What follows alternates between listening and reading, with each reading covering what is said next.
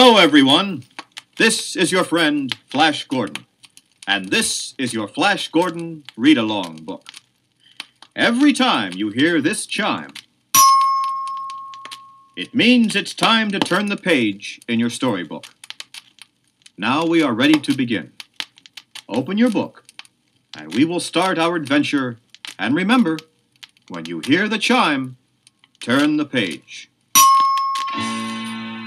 I guess you probably know I've done more than my share of traveling. I've been to the far corners of the universe, and in my travels, I've seen some pretty unusual life forms. Even our home planet Earth has an amazing selection of different types of creatures.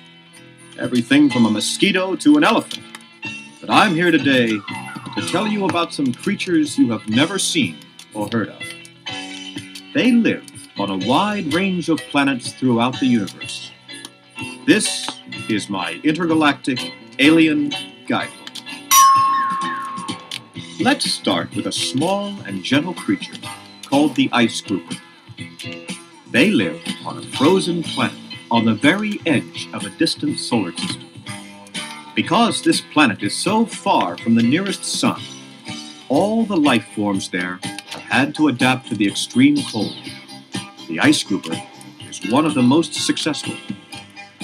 About 12 inches long and covered with thick gray fur, the ice grouper has 6 claw-like legs that enable it to hold onto the ice in the strong winds that sweep the planet. During the day, they scavenge for food, but at night, when the temperature drops to more than 400 degrees below zero, the ice grouper earn their name by grouping together to stay warm. I've seen up to 100 of these fuzzy creatures piled up together. They exchange hunting information to keep busy during the long nights on their desolate world. From that frozen world, let's visit a warmer but not much friendlier planet. On Betharg, a lush tropical planet, there dwells an amazing creature called Floristite. Actually, the Floristite is made up of 2 distinctly different creatures that live together for their common good. This relationship is called symbiosis. Let me tell you how the Floristite live. A large, colorful flower over 10 feet tall, the Floristite's blossom is sought after by all sorts of other creatures that inhabit this warm planet. So, in order to protect itself, the flower has worked out a relationship with fierce, warrior-like insects called chlorads. The leaf-shaped chlorads attach themselves to the plant's thick stalk and feed off its rich sap. In exchange, they protect the plant by fending off the would-be attackers. It's quite a friendship. Have you ever seen a rock that moves? Well, I have. On the huge planet Cartex, where immense gravitation prohibits any life form more than several inches tall, there dwell creatures called stoners. Inside a shell of tremendously hard rock, the soft, jelly-like stoner makes his home. He is a harmless creature, whose flesh is the favorite food of the many predatory animals that crawl across the planet's windswept surface. The stoner can stick its small turtle-like head out of any of the hundreds of holes around its midsection. When it is under attack, the stoner pulls its head inside for protection.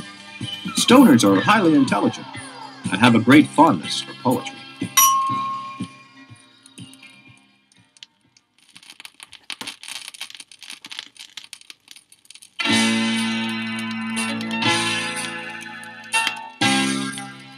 On the planet Thrax, where gigantic yellow clouds of sulfurous gases swirl overhead, there live creatures called Jed. Jed have a body like a parachute, made of a thin membrane of photosensitive cells. They draw energy from any one of the 3 suns in the Thraxian sky. The Jed float on the strong updrafts of gases that the still volcanic planet emits. Below their tent-like bodies dangle long, thin feelers. These feelers help balance the Jed and will serve as roots when the temperature of the planet cools enough to allow life forms to settle on its now scorching surface. Drulo is a strange planet. one of hundreds of small rocky worlds that circle a dying sun in the far reaches of space. There is no plant life of any form on Drula, and only one form of animal life has survived through the ages on this barren world. The rogue tuber is a worm-shaped organism that grows to lengths of over 20 feet. Their amazing digestive systems are capable of dissolving solid rock. In search of food, they bore through the core of the planet. They earned their name rogue tuber because they live alone, seldom coming in contact with one another. This serves a very practical purpose. It helps avoid breeding. You see, too many rogue tubers would eat the entire planet. So they have developed this antisocial form of population control.